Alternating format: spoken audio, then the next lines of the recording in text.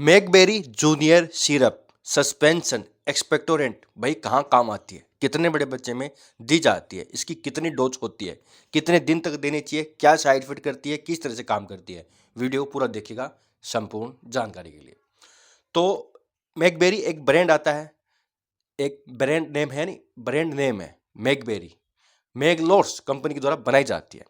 दोस्तों ये छोटे बच्चे में भी आती है, यानी ड्रो में भी आती है, मैकबेरी जूनियर में भी आती है, यानी करीब करीब बच्चा जब 1 साल से बड़ा होता है, 4-5 साल तक का, 2 साल का, 3 साल का।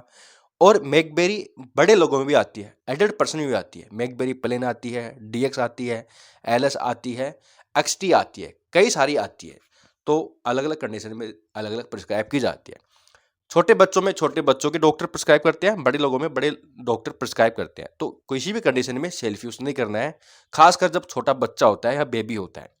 अभी जो बात कर रहे हैं मैकबेरी एलएस जूनियर है, यानी बच्चा अगर 1 साल से लेके 4 से 5 साल तक का है तो इसका यूज कर सकता है डॉक्टर की सलाह से।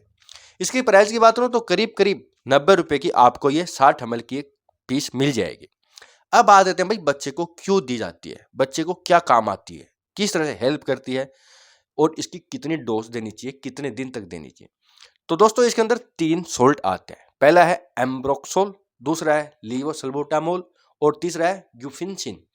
देखिए एम्ब्रोक्सोल जो होता है एक मुकोलाइटिक होता है, यानी कफ विद मुकस। जब बलगम वाली खांसी होती है, बच्चे के कफ जम जाता है, गीली खांसी आती है, जकड़न होती है, छाती में कफ जमा रहता है, या बच्चे के अस्थमा है, बच्चे के ब्रोंको डायलेटर प्रॉब्लम है, श्वास नली में कफ है, सांस लेने में दिक्कत हो रही है, कफ के कारण बच्चे का नाक बंद है, बच्चा बहुत ज़्यादा खांस रहा है, तो ये दी जाएगी। बच्चे के अगर कफ आ रहा है या कफ की आवाज़ आ रही है, सीटी की आवाज़ आ रही है, तो ये दी जाएगी। उस प्रॉब्लम में एम्ब्रोक्सोल अच्छा काम करता है। मुकोलाइटिक होता है, कफ की थिकनेस को कम कर कर कफ को क्लीन करता है, यानी बाहर निकालता है। दूसरा दोस्तों लीवोसल्बुटामोल, लीवोसल्बुटामोल एयरवेज को चौड़ा करता है, ब्रोंकोडायलेटर होता है।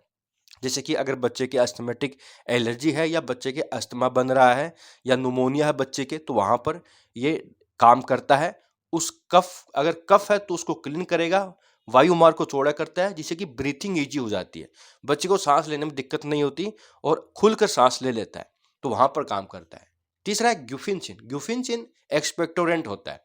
ये जो कफ होता है उसकी स्टेगनेस को कम करता है, जिससे कि कफ इजीली चिपकता नहीं है और बाहर आ जाता है।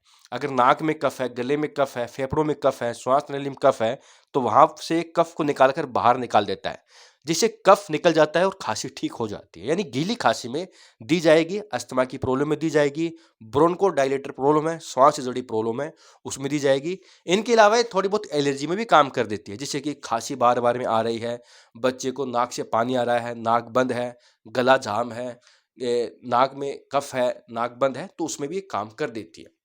अब बात करते हैं भाई बच्चे को कितना दिन तक देना चाहिए, इसकी डोज क्या होती है। तो सबसे पहले मैं यही कहूंगा डॉक्टर ने जो डोज दी है उसके हिसाब से ही बच्चे को देनी चाहिए, क्योंकि बॉडी वेट लेने के बाद ही डोज देनी पड़ती है। साथ में ये भी देखा जाता है कि कौन सी सिरप या कौन सी मेडिसिन साथ में चल रही है, टेबलेट चल रही है, तो इसको देखने के बाद ही सही डोज डॉक्टर बता देते हैं। इसकी नॉर्मल डोज की बात करूं तो दोस्तों अगर बच्चा 1 साल से लेकर 2 से 2.5 साल तक का है, तो वहां पर 3 ml से लेकर 5 ml तक दिन में 2 से 3 बार हो सकती है। बच्चा अगर 2 साल से बड़ा है, 3 साल से बड़ा है, तो वहां पर 5 ml से लेके 6 ml, 7.5 ml तक दिन में 2 से 3 बार हो सकती है। बच्चा अगर 4-5 साल से बड़ा है, वहां पर 5 ml से लेकर 10 ml तक दिन में 2 से 3 बार हो सकती है। तो इस तरह से ये बॉडी वेट के अकॉर्डिंग देनी चाहिए। देखिए ज़्यादा लंबी नहीं चलती, 5 दिन, 7 दिन, 10 दिन, बस इससे ज़्यादा नहीं चलती। पहले ही ये खत्म हो जाएगी या फिर बच्चा ठीक हो जाएगा। तो इस तरीके से ये देनी चाहिए। साइड इफेक्ट की जान लेते हैं। देखिए साइड इफेक्ट ऐसे तो नहीं होते, लेकिन हो सकते हैं।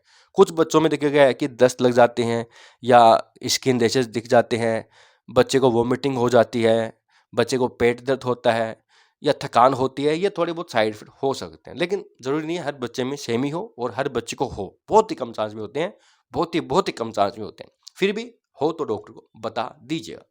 तो दोस्तों संपूर्ण रिव्यू था मैकबेरी एलएस जूनियर सिरप के बारे में। बहुत बहुत धन्यवाद।